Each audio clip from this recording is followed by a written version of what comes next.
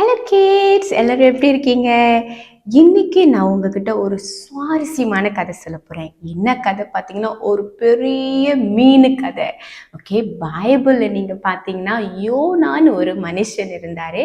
அந்த மனுஷனை ஒரு பெரிய மீன் அப்படியே முழுங்கிருச்சு. இந்த கதை கேள்விப்பட்டிருக்கீங்களா? கேள்விப்பட்டது இல்லைன்னா நோ ப்ராப்ளம். இப்ப நம்ம கதைக்குள்ள போலாம், வாங்க.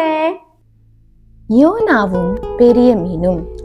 ஒரு நாள் கர்த்தர் யோனாவை நோக்கி, நீ எழுந்து நினிவே எனும் நகரத்துக்கு போ, அங்கே உள்ளவர்கள் ரொம்ப கெட்டவர்களாய் இருக்காங்க, அவர்களில் என் வார்த்தையை சொல்லி மாற சொல்லுன்னு சொன்னாரு. ஆனால் யோனா கர்த்தருடைய வார்த்தையை கேட்காம நினிவேக்கு போக விருப்பம் இல்லாம ஒரு கப்பல்ல ஏறி வேறு நகரத்துக்கு ஓடி போக பார்த்தாரு. கர்த்தர் அந்த சமுத்திரத்தின் மேல் பெருங்காற்றை வர பண்ணினார். ஆதலால் கப்பல் உடைந்து போகிற அளவுக்கு பெரிய கொந்தளிப்பு உண்டாயிற்று. அந்த கப்பல்ல உள்ளவங்க எல்லாரும் ரொம்ப பயந்து போயிருந்தாங்க. ஆனா யோனாவோ கப்பலில் கீழ்த்தட்டில் படுத்து கொண்டு நல்லா தூங்கிக்கிட்டு இருந்தாரு.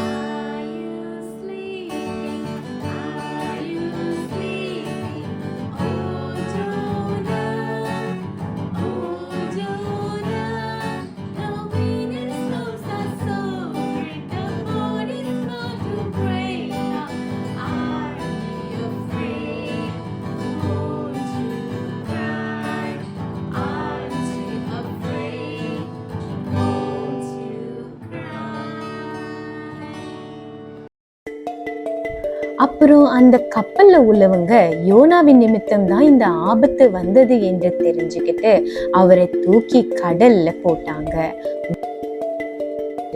கடலில் விழுந்த யோனாவை விழுங்கும்படி கர்த்தர் ஒரு பெரிய மீனை ஆயத்தப்படுத்தியிருந்தாரு.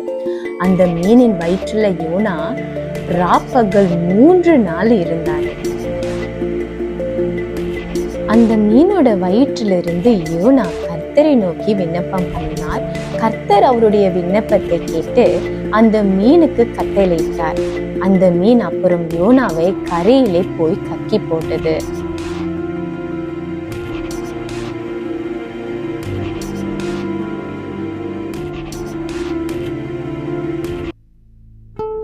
கர்த்தர் யோனாவிடம் 2வது முறை மறுபடியும் நினிவேக்கு போக சொன்னாரு.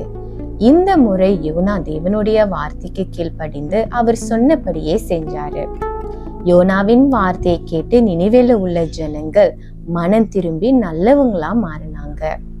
ஆண்டவருக்கும் அது மகிழ்ச்சியா இருந்தது.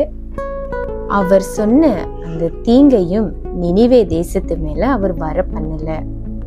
ஓகே கிட்ஸ், இன்னைக்குள்ள கதையில நம்ம என்ன கத்துக்கிட்டோம்?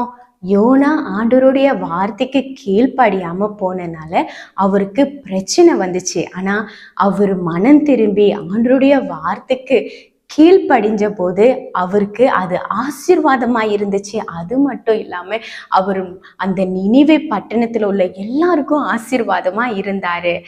நம்மளுடைய வாழ்க்கையிலையும் அப்படிதான். தேவனுடைய வார்த்தைக்கு நம்ம கீழ்ப்படிந்து நடக்கும்போது அது நமக்கு ஆசீர்வாதம். அதுக்கு நம்ம கீழ்ப்படியாம நடந்தோம்னா அது நிச்சயமா நமக்கு பிரச்சனை தான் கொண்டுட்டு வரும். எப்பொழுதும் ஆண்டவருடைய வார்த்தை கேட்போம். பைபிள்ல உள்ள வார்த்தைக்கு நம்ம கீழ்ப்படியணும். Okay, see you kids, bye. Quiz time.